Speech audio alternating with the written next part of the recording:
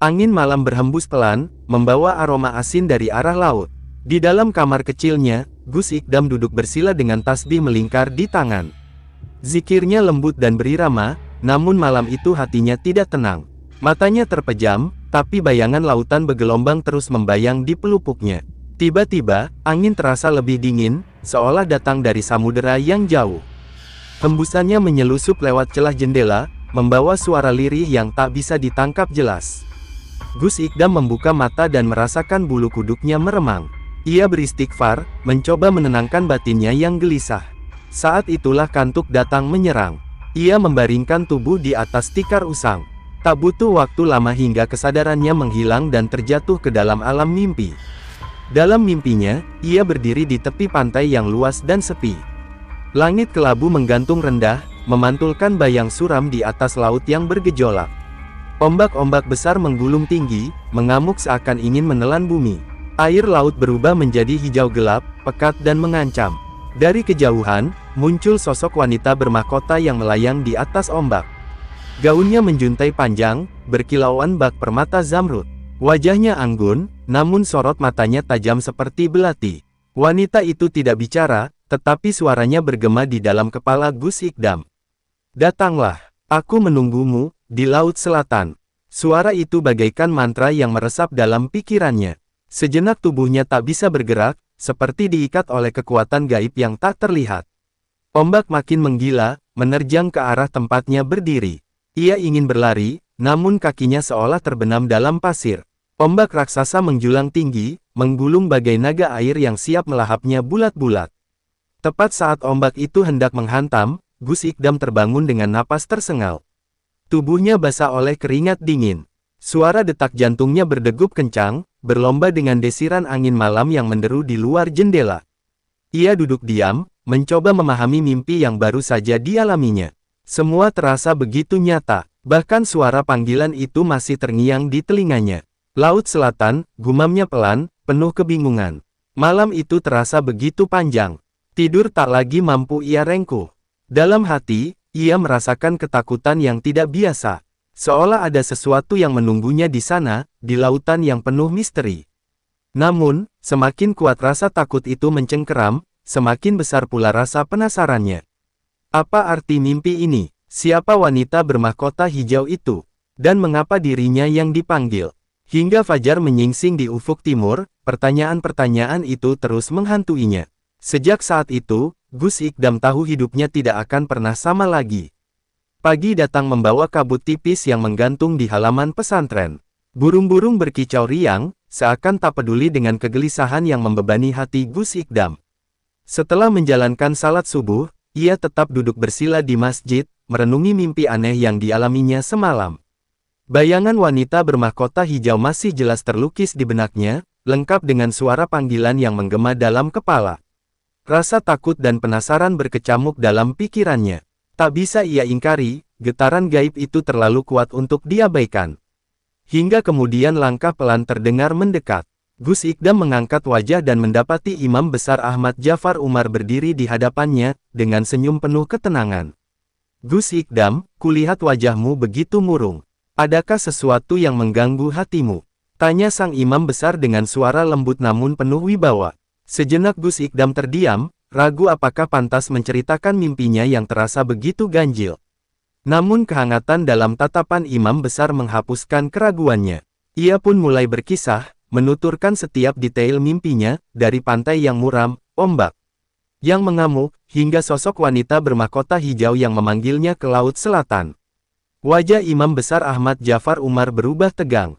Sorot matanya menyiratkan kegundahan, seolah telah memahami sesuatu yang belum dipahami oleh Gus Ikdam. Setelah hening sejenak, ia menghela napas panjang dan berkata, "Sudah saatnya engkau mengetahui kebenaran yang selama ini kusimpan darimu." Gus Ikdam menatapnya dengan kening berkerut. "Kebenaran apa, Yai?" "Ini tentang warisan leluhurmu. Warisan yang tidak pernah kuceritakan karena ku tahu, beban yang dibawanya terlalu berat." Udara mendadak terasa dingin. Seakan angin laut yang hadir dalam mimpinya kembali menyelusup ke dalam ruangan masjid. Gus Ikdam duduk lebih tegak, bersiap mendengar penjelasan yang terasa begitu penting. Imam Besar Ahmad Jafar Umar memandang jauh ke arah jendela, seakan melihat sesuatu yang tak kasat mata. Dengan suara pelan, ia mulai bercerita, dahulu kala, ada seorang ulama besar bernama Kiai Ageng Segoro. Ia bukan sembarang ulama, melainkan wali Allah yang dianugerahi ilmu luar biasa untuk menaklukkan kekuatan gaib Laut Selatan. Ilmu itu dinamakan Segoro Wali. Gus Ikdam tersentak. Nama itu menggema dalam ingatannya, seolah pernah ia dengar di suatu tempat yang jauh. Ilmu Segoro Wali bukan sekadar kekuatan untuk menaklukkan ombak atau mengendalikan angin, lanjut imam besar. Ilmu itu adalah kunci keseimbangan antara alam nyata dan alam gaib. Dengan ilmu itu, Kiai Ageng Segoro mampu meredam amukan Laut Selatan dan menjaga agar kekuatan mistisnya tidak meluap ke dunia manusia. Gus Ikdam mendengarkan dengan saksama, namun kebingungan masih menggelayuti pikirannya. Lalu, apa hubungannya dengan saya, Yai? Imam besar Ahmad Jafar Umar menatapnya dalam-dalam, sorot matanya mengandung kepedihan yang sulit dijelaskan. Karena engkaulah pewaris ilmu Segoro Wali. Darah Kiai Ageng Segoro mengalir dalam tubuhmu. Engkaulah yang terpilih untuk menjaga keseimbangan itu. Kata-kata itu menghantam Gus Ikdam seperti petir di siang bolong.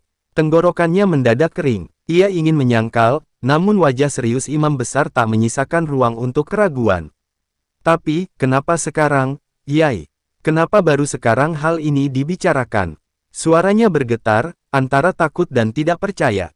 Karena kekuatan Laut Selatan kembali menggeliat, jawab imam besar dengan nada khawatir. Dan yang memanggilmu dalam mimpimu, tak lain adalah penguasanya, Nyai Roro Kidul. Ia merasa pewaris Segoro Wali telah bangkit dan ia ingin mengujimu. Jika engkau tidak datang memenuhi panggilannya, maka amukan Laut Selatan akan membanjiri daratan, membawa bencana bagi manusia. Darah Gus Ikdam berdesir dingin. Mendadak ia teringat pada ombak raksasa dalam mimpinya yang seakan hendak melahap seluruh bumi. Jadi, semua itu bukan sekadar bunga tidur. Semua itu adalah pertanda yang nyata. Lalu, apa yang harus saya lakukan, Yai? Tanyanya dengan suara serak. Imam besar Ahmad Jafar Umar menepuk bahu Gus Ikdam dengan lembut, memberi kekuatan di tengah kebingungan yang melanda. Kau harus menerima warisan itu. Kau harus mempelajari ilmu Segoro Wali dan menghadapi panggilan dari Laut Selatan. Hanya dengan begitu, bencana bisa dicegah dan keseimbangan tetap terjaga. Kata-kata itu menggantung berat di udara. Gus Ikdam merasa dunia di sekelilingnya berputar. Tanggung jawab besar ini datang begitu tiba-tiba, tanpa peringatan dan tanpa persiapan. Namun jauh di dalam hatinya, ia tahu bahwa takdir ini tidak bisa dihindari. Wanita bermahkota hijau itu menunggunya. Laut Selatan telah memanggil, dan takdir sebagai pewaris Segoro Wali telah digariskan sejak darah leluhurnya mengalir dalam tubuhnya. Tidak ada jalan lain, ia harus memenuhi panggilan itu. Meski nyawanya menjadi taruhannya, mentari tergantung, lemah di ufuk barat ketika Gus Ikdam melangkah keluar dari gerbang pesantren. Langit jingga memudar menjadi kelabu, sementara angin sore bertiup membawa hawa dingin yang menusuk. Sepanjang perjalanan, hatinya bergejolak antara takut dan ragu. Apa yang akan ia hadapi di Laut Selatan? Mampukah ia menerima warisan Segoro Wali yang begitu berat? Di sampingnya, seorang santri setia bernama Rifki berjalan dalam diam. Wajahnya tegang, namun sorot matanya mantap. Gus, apakah sampean yakin ingin melanjutkan perjalanan ini? Tanya Rifki akhirnya, memecah keheningan yang menyesakkan. Gus Ikdam menatap jalan setapak yang semakin gelap di hadapannya. Ia tahu tidak ada jaminan keselamatan dalam perjalanan ini. Tetapi panggilan itu, suara wanita bermahkota hijau itu terus menggema dalam pikirannya. Aku harus pergi. Ini takdir yang harus kujalani, jawabnya lirih. Perjalanan terasa panjang dan sunyi. Malam datang dengan selimut kegelapan yang pekat. Pohon-pohon besar berdiri kaku di kiri dan kanan jalan, bayangannya tampak seperti raksasa yang mengintai. Ketika mereka tiba di sebuah desa kecil di pinggir hutan, suasana aneh menyelimuti. Tak ada suara binatang malam, tak ada cahaya dari rumah-rumah penduduk. Semua terlihat sunyi, terlalu sunyi. Gus, kenapa desa ini begitu sepi? Tanya Rifki dengan suara bergetar. Gus Ikdam merasakan hawa dingin yang tidak wajar. Bulir keringat dingin muncul di pelipisnya. Ia mengucap doa dalam hati, mencoba menepis ketakutan yang merayapi tubuhnya. Tetaplah di dekatku, jangan terpisah, perintahnya tegas. Mereka melangkah masuk ke dalam desa yang senyap seperti kuburan. Rumah-rumah berdiri gelap, pintu-pintunya tertutup rapat. Namun ada sesuatu yang tidak terlihat, sesuatu yang membuat udara di sekitar mereka begitu berat dan mencekam. Tiba-tiba, angin kencang bertiup tanpa peringatan. Pepohonan melambai liar, dedaunan beterbangan memenuhi udara. Di tengah pusaran angin, terdengar suara tawa lirih, halus namun menyeramkan. Rifki memegang lengan Gus Ikdam erat-erat, tubuhnya bergetar ketakutan. "Tunggu di sini," ujar Gus Ikdam sebelum melangkah ke arah sumber suara. Ia menyibak angin yang menderu, berdiri teguh di tengah badai yang seolah ingin menelannya. Lalu, dari balik kabut yang tiba-tiba muncul, terlihat sosok kakek tua membungkuk dengan tongkat kayu di tangan. Mata kakek itu menyala merah, menatap tajam ke arah Gus Ikdam. Suaranya serak dan dalam, menggema di seluruh desa. "Sudah lama aku menunggumu, pewaris Segoro Wali." Gus Ikdam mundur setapak, terkejut sekaligus waspada. "Siapa engkau?" tanyanya sambil bersiap membaca doa pelindung. Kakek itu menyeringai, senyumannya mengerikan seperti topeng yang retak. "Aku adalah penjaga ilmu Segoro Wali. Hanya mereka yang terpilih yang dapat melanjutkan perjalanan ini.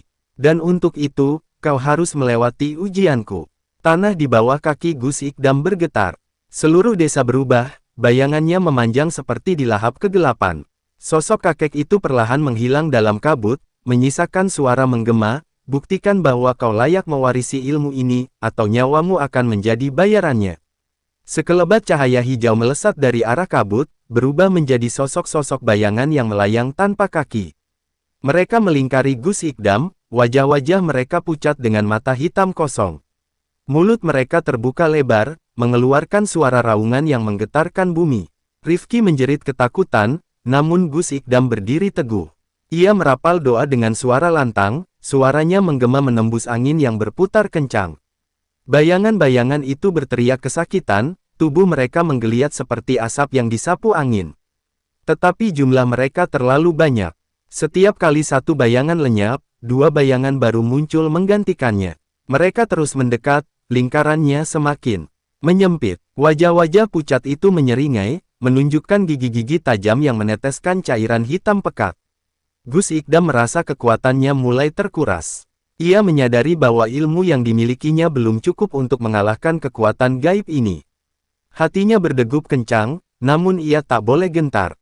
Ia teringat pada nasihat Imam Besar Ahmad Jafar Umar, bahwa kekuatan Segoro Wali tidak hanya terletak pada doa dan mantra, tetapi pada keteguhan iman dan niat yang tulus. Dengan sisa tenaga yang dimilikinya, Gus Ikdam menutup mata dan memusatkan pikiran. Ia mengingat wajah-wajah orang yang ia cintai, pesantrennya, dan tanggung jawab yang harus ia pikul sebagai pewaris Segoro Wali. Perlahan, ketakutannya memudar, digantikan oleh kekuatan yang datang dari keyakinan yang kokoh. Ia membuka mata dan membaca doa dengan penuh penghayatan. Cahaya putih menyala dari tubuhnya, menyebar ke segala arah.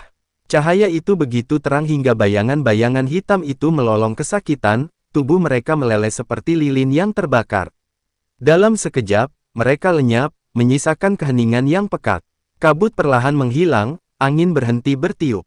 Desa yang tadinya sunyi kini berubah menjadi desa biasa, dengan suara binatang malam yang kembali terdengar. Rifki mendekat dengan wajah pucat, matanya masih dipenuhi ketakutan. "Gus, apakah kita selamat?" Gus Ikdam menghela napas panjang. Tubuhnya terasa lemas, namun hatinya tenang. Belum sepenuhnya, ini baru permulaan. Jauh di dalam kegelapan, suara kakek tua itu terdengar lagi, samar namun jelas. "Kau telah lulus ujian pertama, pewaris Segoro Wali.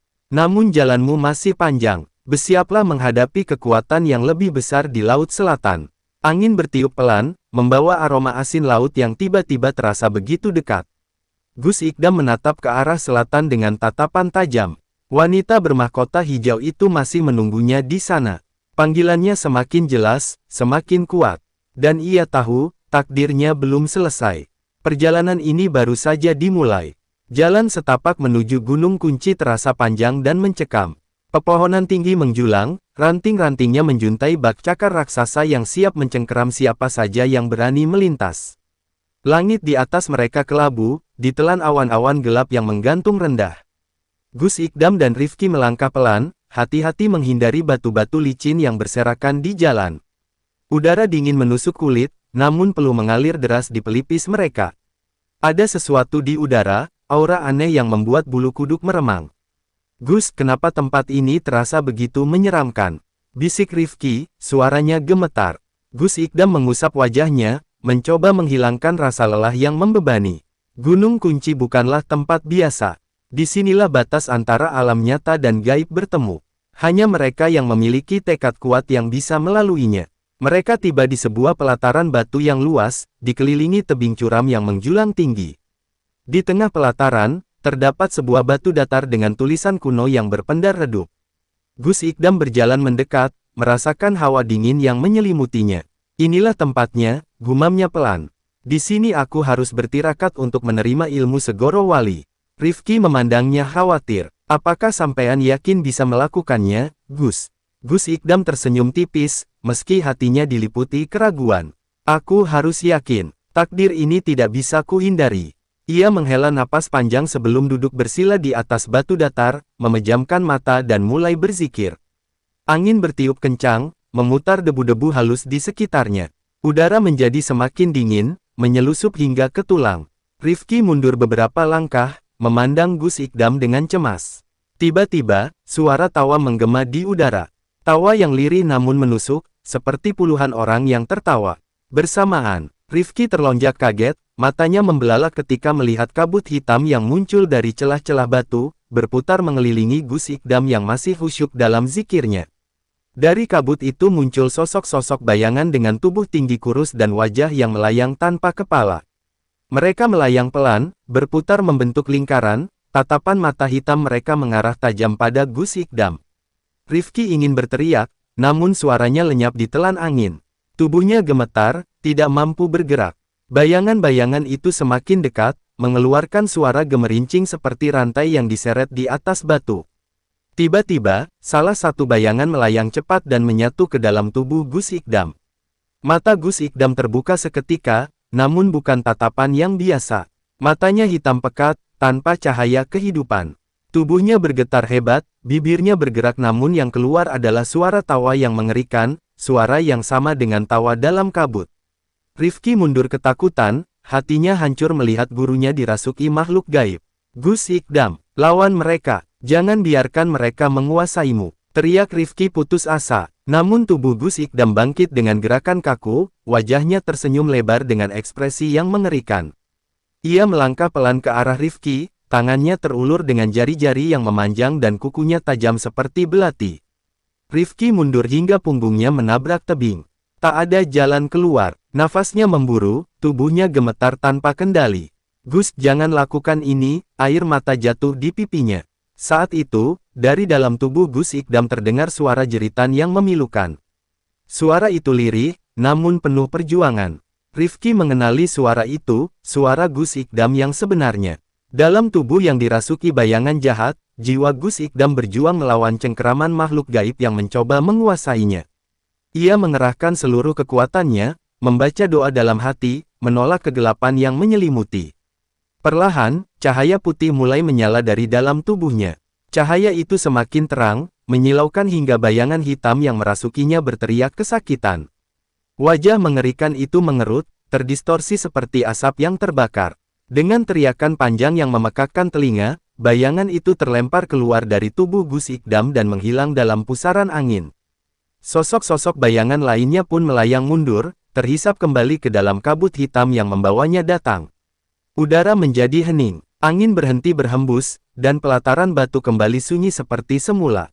Tubuh Gus Ikdam limbung dan terjatuh di atas batu datar, napasnya terengah-engah, wajahnya pucat pasi. Rifki berlari mendekat, memeluk tubuh gurunya yang lemah. Gus, syukurlah sampean selamat, suaranya bergetar penuh haru. Gus Ikdam membuka mata perlahan, bibirnya tersenyum lemah. Aku berhasil melawan mereka, ucapnya lirih sebelum kesadarannya menghilang. Malam datang membawa bintang-bintang yang bersinar redup. Di pelataran Gunung Kunci yang angker, Gus Ikdam terbaring lemah setelah berhasil melewati ujian pertama dalam tirakatnya. Namun ia tahu, ini baru permulaan. Di kejauhan, suara angin membawa bisikan lirih yang dingin dan menyeramkan. Ini belum selesai, pewaris Segoro Wali, kekuatan Laut Selatan masih menunggumu. Dan jauh di dasar samudera, Wanita bermahkota hijau tersenyum tipis, matanya berkilau penuh misteri.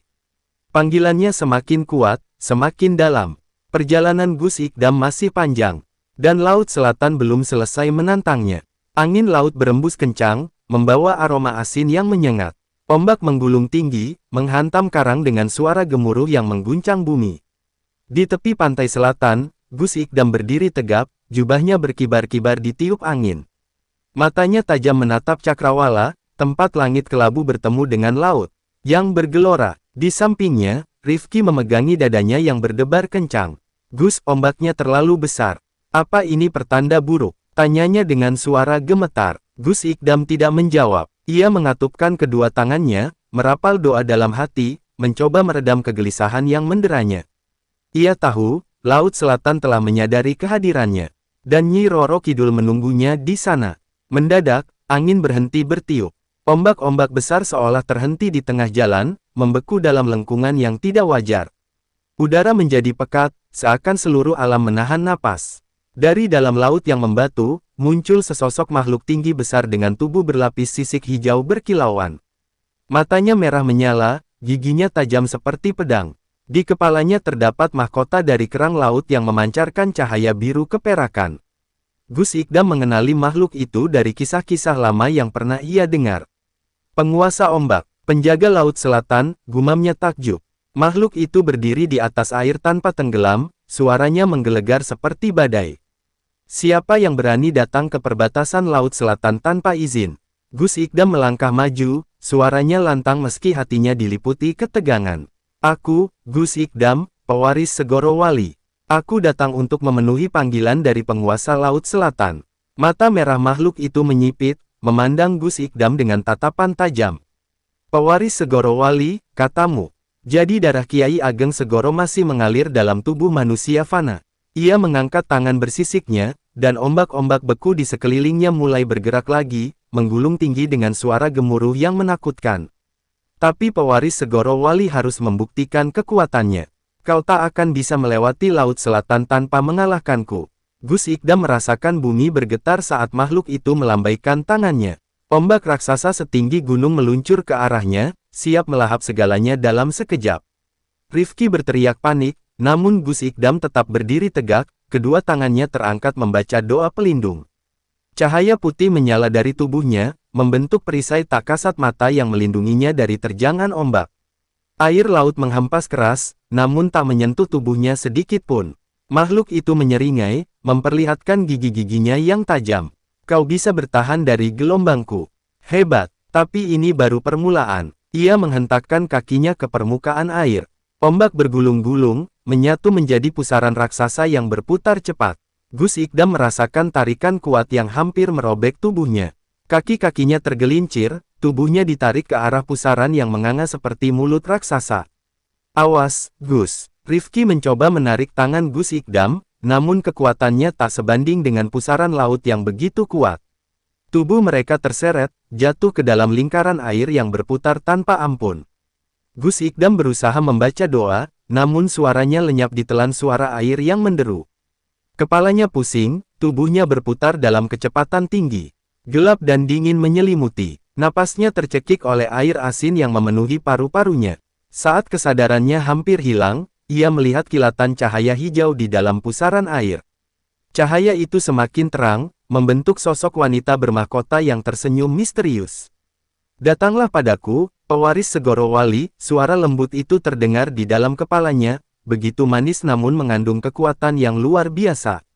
Gus Ikdam merasakan tubuhnya ditarik ke arah cahaya hijau itu. Perlahan, pusaran air menghilang, digantikan oleh sebuah ruang yang sunyi di dasar laut.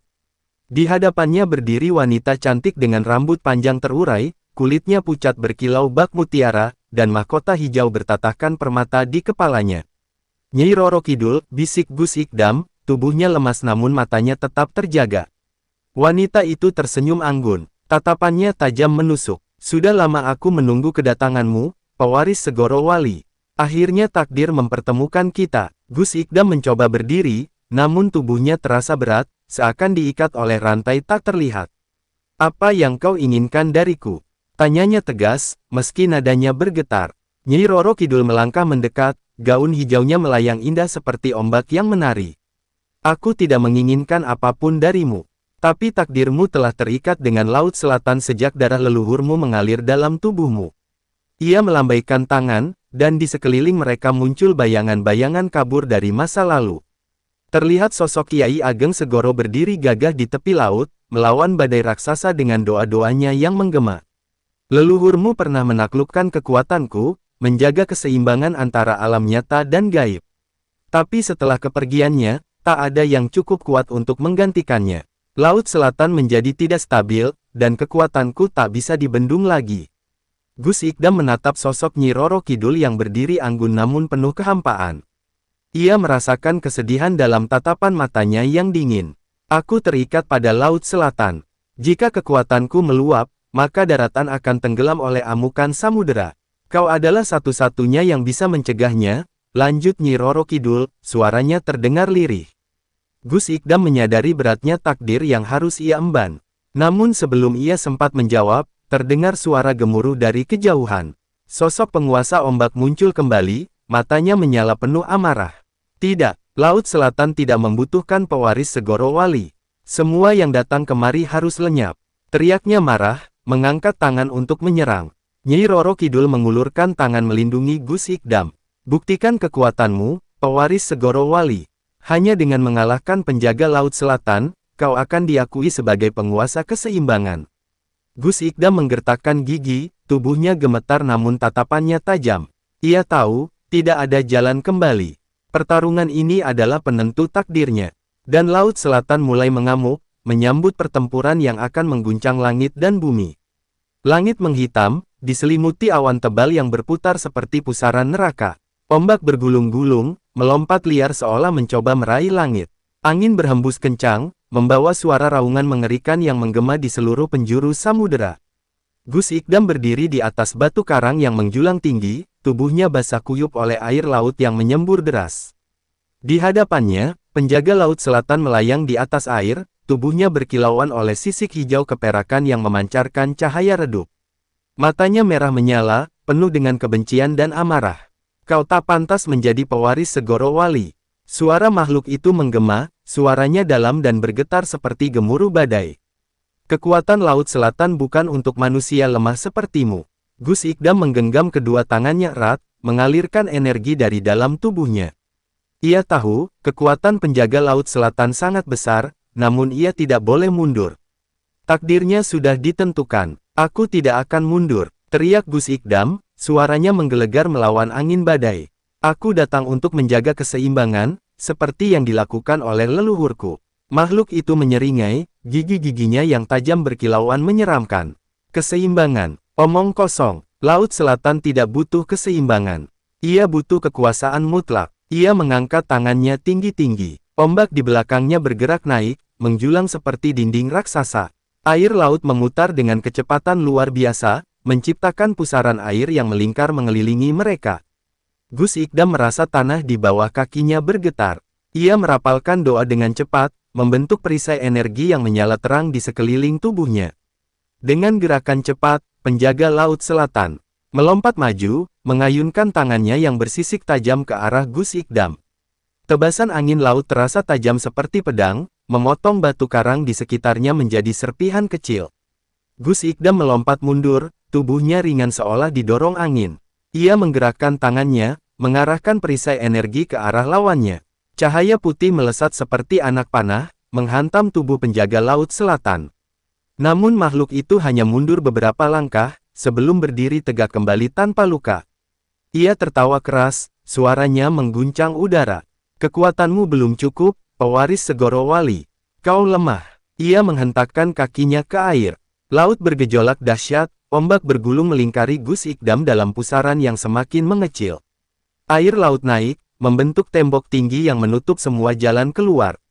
Gus Ikdam terkepung. Air laut mengalir deras di sekelilingnya, berputar cepat seperti badai. Ia merasakan tekanan luar biasa, dadanya sesak, napasnya tercekik. Pusaran air itu semakin kencang, membentuk angin topan yang menjulang ke langit. Gus Ikdam merasa tubuhnya diangkat, terombang-ambing tanpa kendali. Pandangannya kabur, suaranya tenggelam dalam gemuruh air yang menggila. Di dalam kegelapan itu, ia mendengar suara lembut memanggil namanya. Suara yang dalam dan hangat, membawa ketenangan yang menyejukkan hati. Gus Ikdam, jangan takut. Kekuatan Segoro Wali ada dalam dirimu. Gunakan hatimu, bukan amarahmu. Gus Ikdam mengenali suara itu. Suara Kiai Ageng Segoro, leluhurnya yang legendaris. Ia mengatur napas, mengumpulkan kesadarannya yang tercerai-berai. Perlahan, ketakutannya menghilang, digantikan oleh keberanian yang membara. Ia membuka mata, tatapannya tajam penuh keyakinan. Kedua tangannya terangkat, membentuk gerakan doa yang khusyuk. Tubuhnya mulai bercahaya, pancaran putih bersinar terang menembus kegelapan pusaran air. Aku adalah pewaris Segoro Wali. Dengan kuasa Allah, aku akan menaklukkan kekuatan Laut Selatan. Suaranya menggema, mengguncang langit dan bumi. Cahaya putih menyala semakin terang, mengalir dari tubuhnya ke dalam pusaran air. Terdengar suara letusan dahsyat, diikuti oleh suara air yang pecah berkeping-keping.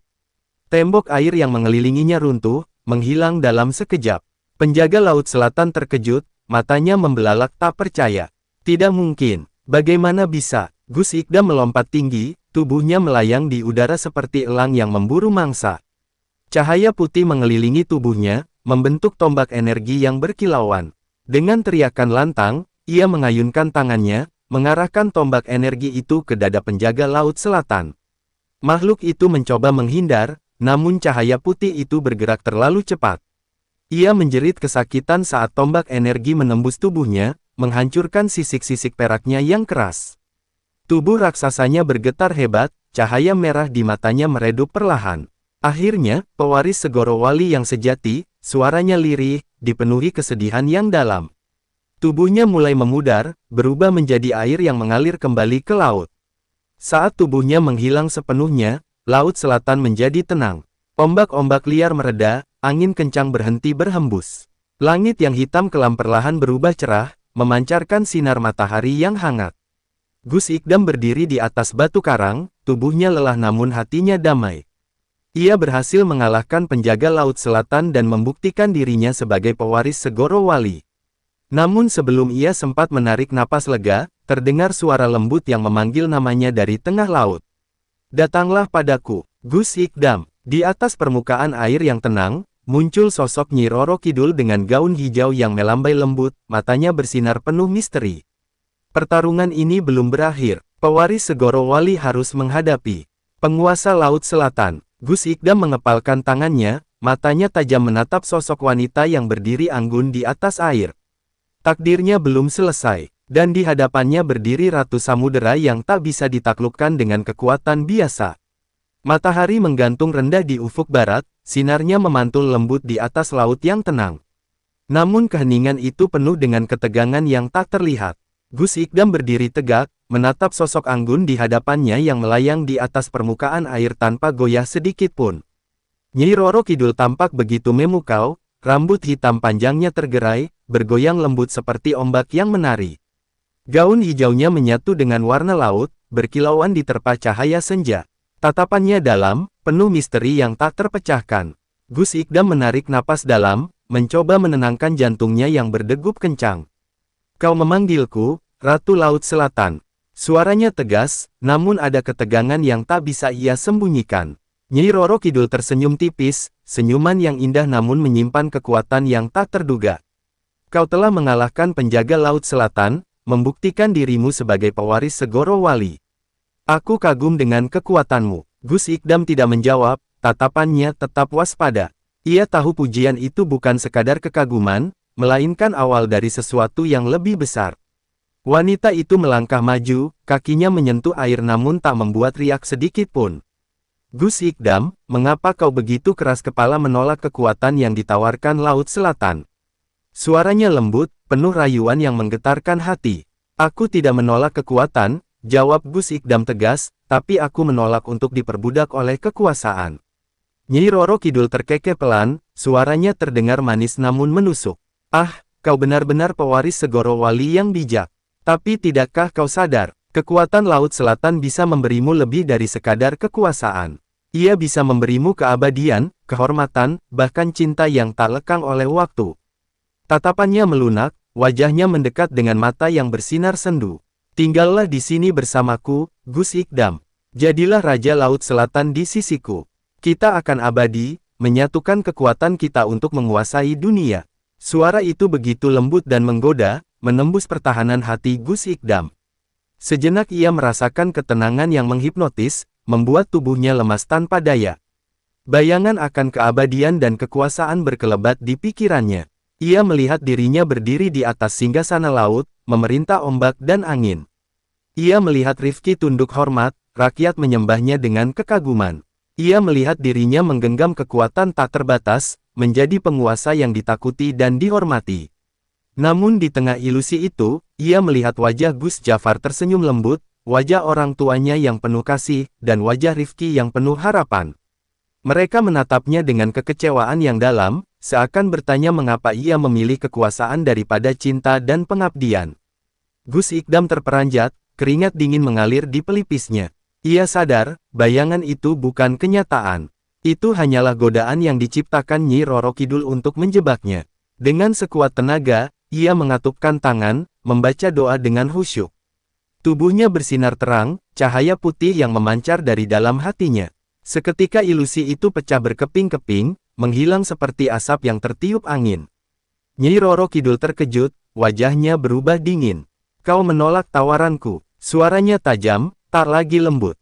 Apa yang bisa ditawarkan dunia fana padamu selain penderitaan dan kematian?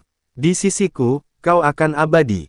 Gus Ikdam menatapnya dengan mata tajam. Aku memilih menjadi manusia fana, menjalani takdirku sebagai hamba Allah. Kekuasaan dan keabadian bukan tujuanku. Tugasku adalah menjaga keseimbangan, bukan memerintah dengan keserakahan. Tatapan Nyi Roro Kidul menggelap, laut di sekitarnya mulai bergolak, ombak bergemuruh tinggi, angin bertiup kencang membawa bau anyir yang menusuk hidung. Bodoh, kau memilih jalan yang menyakitkan. Jika kau tidak bisa menjadi rajaku, maka kau akan lenyap di dasar laut selatan. Suaranya menggema, mengguncang langit dan bumi. Dengan gerakan tangan yang anggun namun mematikan, ia mengangkat ombak raksasa yang menjulang tinggi seperti gunung. Air laut berputar liar, membentuk pusaran ganas yang mengancam menelan Gus Ikdam hidup-hidup. Angin berubah menjadi badai, petir menyambar dari langit yang gelap. Gus Ikdam merasakan tubuhnya ditarik oleh kekuatan yang dahsyat, nyaris terlempar ke dalam pusaran maut. Namun ia tetap teguh. Dengan lantang, ia mengumandangkan doa pelindung, membentuk perisai cahaya yang menyala terang. Cahaya itu menahan badai dan pusaran air, melindunginya dari kegelapan yang melingkupinya. Nyi Roro Kidul semakin murka. Wajah cantiknya berubah menyeramkan, matanya menyala hijau menyala seperti api neraka. Kau keras kepala, pewaris Segoro Wali. Jangan pikir cahaya itu bisa melindungimu selamanya. Ia mengangkat kedua tangannya ke langit, menyerukan mantra kuno yang menggema hingga ke dasar samudera. Langit menjadi gelap pekat, awan badai berkumpul dengan cepat. Petir menyambar tanpa henti, memancarkan kilatan cahaya yang menyilaukan. Gus Ikdam merasakan bumi bergetar hebat, ombak raksasa bergulung dengan kekuatan yang tak tertandingi. Ia tahu, ini adalah kekuatan penuh Nyi Roro Kidul sebagai penguasa Laut Selatan. Namun ia tidak gentar. Ia tahu, kekuatan Segoro Wali mengalir dalam darahnya. Kekuatan yang bukan untuk menaklukkan, tetapi untuk menjaga keseimbangan. Dengan tekad bulat, ia mengangkat tangan ke langit, berseru dengan suara yang mengguncang samudera. Dengan kuasa Allah, aku akan mengembalikan keseimbangan Laut Selatan. Cahaya putih menyala terang dari tubuhnya, lebih terang dari matahari. Cahaya itu melesat ke angkasa, menembus awan badai yang menghitam. Petir-petir berhenti menyambar, angin badai terhenti, dan ombak raksasa perlahan mereda. Nyi Roro Kidul terpaku, wajahnya pucat. Tidak mungkin, kekuatan itu, bisiknya penuh ketakutan. Gus Ikdam melangkah maju, tubuhnya menyala seperti bintang yang jatuh dari langit. Nyi Roro Kidul, kembalilah pada keseimbangan yang seharusnya. Jangan biarkan amarah dan kesedihan menguasai hatimu. Suara Gus Ikdam menggema, membawa ketenangan yang menyelimuti samudera. Namun Nyi Roro Kidul tidak tinggal diam. Ia berteriak marah, mengerahkan seluruh kekuatannya dalam satu serangan terakhir yang mengguncang bumi dan langit. Pertarungan terakhir dimulai, antara pewaris Segoro Wali dan Ratu Laut Selatan yang murka. Langit memekat, bergemuruh oleh raungan badai yang menggila. Ombak raksasa mengamuk, membentuk tembok air yang menjulang tinggi, siap menelan segala yang ada di hadapannya. Di tengah samudera yang menggila, Gus Ikdam berdiri kokoh dengan tubuh menyala terang oleh cahaya putih yang memancar dari dalam dirinya. Cahaya yang berasal dari kekuatan Segoro Wali, kekuatan yang diwarisinya untuk menjaga keseimbangan dunia. Di hadapannya, Nyai Roro Kidul melayang di udara, gaun hijaunya berkibar liar tertiup angin badai. Wajah cantiknya berubah menyeramkan, mata hijau menyala dengan amarah yang tak tertahankan. Ia mengangkat kedua tangannya tinggi-tinggi, memanggil kekuatan Laut Selatan yang dahsyat. Gus Ikdam, jika kau menolak menjadi rajaku, maka kau akan musnah bersama ombak-ombak ini. Suaranya menggelegar, mengguncang langit dan bumi. Ombak raksasa bergerak maju, menggulung dengan kecepatan luar biasa. Air laut berputar liar, membentuk pusaran dahsyat yang mengelilingi Gus Ikdam dari segala arah. Gus Ikdam memejamkan mata, mengatur napasnya dalam-dalam. Ia tahu, kekuatan Nyi Roro Kidul tidak bisa dikalahkan hanya dengan kekuatan fisik. Ia harus menggunakan kekuatan batinnya, kekuatan yang diwariskan oleh leluhurnya, Kiai Ageng Segoro. Dengan khusyuk, ia mengangkat kedua tangannya, membaca doa dengan suara yang penuh ketenangan. Cahaya putih menyala semakin terang, menyelimuti tubuhnya dalam pelindung yang kokoh. Saat ombak raksasa menghantam, perisai cahaya itu menahan dengan kuat, tak bergeming sedikit pun. Air laut pecah berkeping-keping, berubah menjadi buih yang berhamburan ke langit. Nyi Roro Kidul terperanjat, matanya membelalak tak percaya. Tidak mungkin, kekuatanku tak pernah bisa ditahan oleh manusia. Gus Ikdam membuka matanya perlahan. Tatapannya tenang, namun di dalamnya menyala api keberanian yang tak tergoyahkan. Aku bukan sekadar manusia. Aku adalah pewaris Segoro Wali, penjaga keseimbangan Laut Selatan. Nyi Roro Kidul menjerit marah, suaranya menggema menyayat langit. Ia mengangkat kedua tangannya sekali lagi, mengerahkan kekuatan penuh yang menyatu dengan amarahnya. Langit menjadi hitam pekat, petir menyambar-nyambar, menghantam laut dengan suara menggelegar. Dari tengah pusaran air, muncul naga raksasa berwarna hijau keemasan, matanya merah menyala penuh kebencian. Naga itu melesat cepat ke arah Gus Ikdam, membuka rahang lebar dengan taring tajam yang berkilauan. Gus Ikdam berdiri tegak, tubuhnya menyala lebih terang dari sebelumnya. Ia menggenggam kedua tangannya, merapalkan doa yang diajarkan oleh Kiai Ageng Segoro. Cahaya putih berkumpul di tangannya, membentuk tombak energi yang bersinar seperti matahari. Dengan teriakan lantang, Gus Ikdam melesat maju, menembus angin badai yang menggila. Tombak energi di tangannya bergerak cepat, menusuk tepat ke jantung naga raksasa. Suara jeritan terdengar nyaring, mengguncang seluruh samudera. Tubuh naga itu bergetar hebat, sisik-sisiknya hancur berkeping-keping berubah menjadi air laut. Matanya yang merah menyala meredup perlahan, sebelum akhirnya tubuhnya meledak menjadi kabut air yang menghilang di hembus angin. Nyi Roro Kidul terhuyung mundur, tubuhnya bergetar hebat. Tidak mungkin, kekuatanku. Laut Selatan, suaranya parau, penuh ketakutan. Gus Ikdam melangkah maju, tubuhnya bersinar seperti bintang di kegelapan malam. Nyi Roro Kidul, kekuatanmu bukan untuk menghancurkan. Kekuasaanmu adalah untuk menjaga Laut Selatan, bukan untuk memerintah dengan amarah dan dendam. Tatapan Nyi Roro Kidul melembut, amarah di matanya perlahan menghilang. Ia menundukkan kepala, bahunya gemetar. Aku terperangkap dalam kesedihan yang dalam, kesepian yang tak berujung. Aku ingin seseorang di sisiku, tapi semua menolakku. Air mata mengalir dari matanya, jatuh ke laut dan berubah menjadi buih putih yang hilang ditelan ombak. Aku tak ingin kesepian lagi. Gus Ikdam merasakan kesedihan yang dalam di hati wanita itu. Ia mengerti, amarah dan kegelapan yang menyelimuti Nyi Roro Kidul bukan berasal dari kekuasaan, melainkan dari kesepian yang menyiksa. Dengan penuh kelembutan, ia melangkah mendekat, mengulurkan tangan. Kesepianmu tak akan hilang dengan kekuasaan, tapi dengan cinta dan ketulusan. Nyi Roro Kidul terisak, matanya yang hijau kini redup, penuh kesedihan. Aku telah menghancurkan begitu banyak hal, bagaimana bisa aku menemukan ketulusan? Gus Ikdam tersenyum lembut, dengan bertaubat dan menjaga keseimbangan. Laut Selatan membutuhkanmu sebagai penjaga, bukan sebagai penguasa yang murka.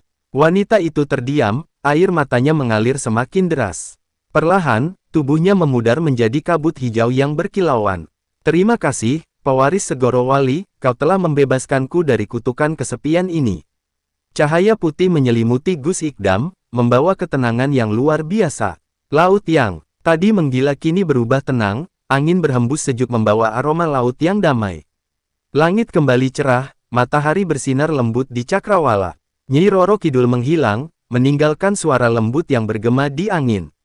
Jadilah penjaga yang bijak, Gus Ikdam, keseimbangan laut selatan ada di tanganmu.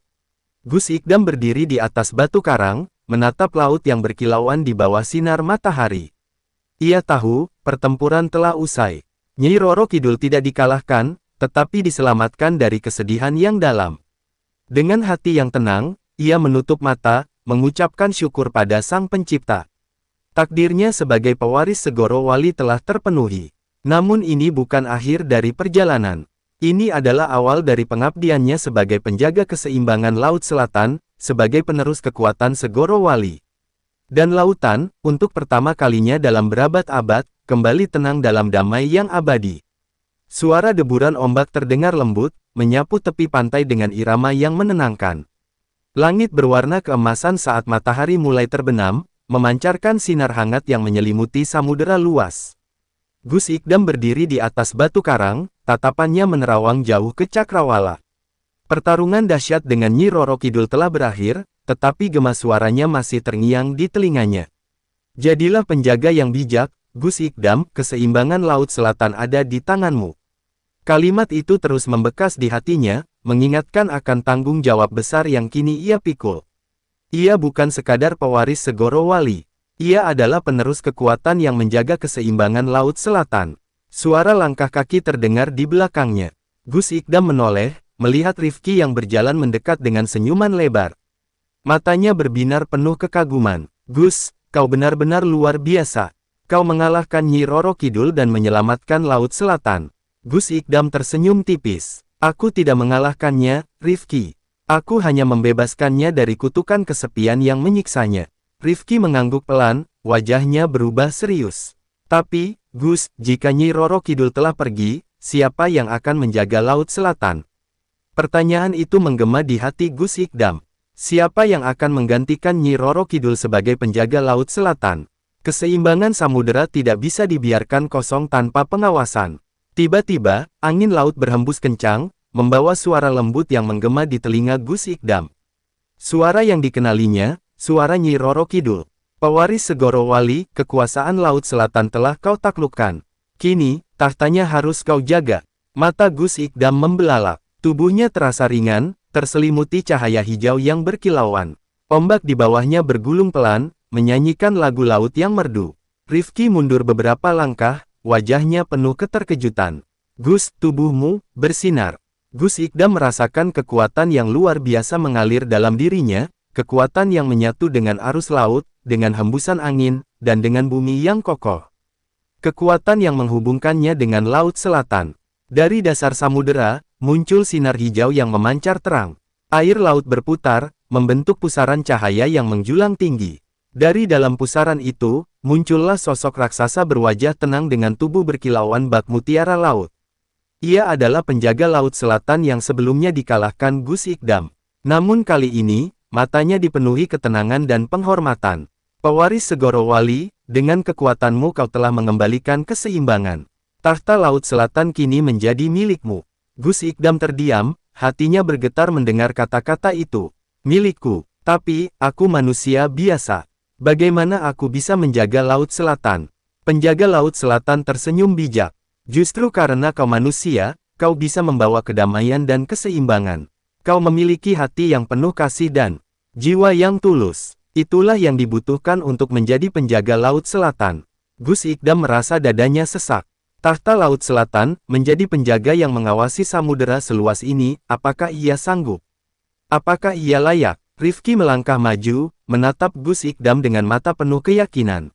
Gus, sejak kecil kau selalu menjaga desa kita, melindungi semua orang dengan kasih dan kebijaksanaan. Jika ada yang layak menjadi penjaga Laut Selatan, itu adalah kau. Kata-kata Rifki menusuk ke dalam hatinya, menghangatkan keraguannya dengan keyakinan yang tulus. Gus Ikdam menghela napas dalam, lalu memandang ke arah penjaga Laut Selatan. Jika ini takdirku, aku akan menerimanya. Penjaga Laut Selatan mengangguk pelan. Tubuhnya bersinar terang, berubah menjadi ribuan butir cahaya yang berputar mengelilingi Gus Ikdam. Maka terimalah kekuatan Laut Selatan, pewaris Segoro Wali. Jadilah penjaga yang bijak dan penuh kasih. Cahaya itu menyatu dengan tubuh Gus Ikdam, menyelimutinya dalam aura hijau yang memancar ke seluruh samudera. Ombak bergemuruh pelan, angin berhembus lembut, dan langit berubah cerah dengan warna keemasan. Gus Ikdam merasakan kekuatan yang dahsyat namun menenangkan. Ia bisa merasakan hembusan angin, arus laut, dan kehidupan di dalamnya. Ia bisa mendengar bisikan ikan-ikan kecil, nyanyian lumba-lumba, dan tarian karang di dasar laut. Ia adalah satu dengan Laut Selatan. Ia adalah penjaga keseimbangan yang baru. Rifki tersenyum lebar, matanya berkaca-kaca. Gus, kau benar-benar menjadi penguasa Laut Selatan. Gus Ikdam menoleh, menatap sahabatnya dengan senyuman hangat. Bukan penguasa, Rifki. Aku hanyalah penjaga. Penjaga yang diberi amanah untuk melindungi keseimbangan. Angin berhembus lembut, membawa harum laut yang menenangkan. Gus Ikdam menatap Cakrawala, menyadari bahwa tanggung jawabnya tidak berhenti di sini. Sebagai pewaris Segoro Wali, sebagai penjaga Laut Selatan, tugasnya adalah menjaga keseimbangan bukan hanya di lautan, tapi juga di daratan, di antara manusia dan alam. Dengan hati yang tenang dan jiwa yang kokoh, Gus Ikdam bersumpah dalam hatinya untuk mengabdikan hidupnya pada keseimbangan. Dan Laut Selatan, untuk pertama kalinya dalam berabad-abad, berbisik lembut dalam kedamaian yang abadi.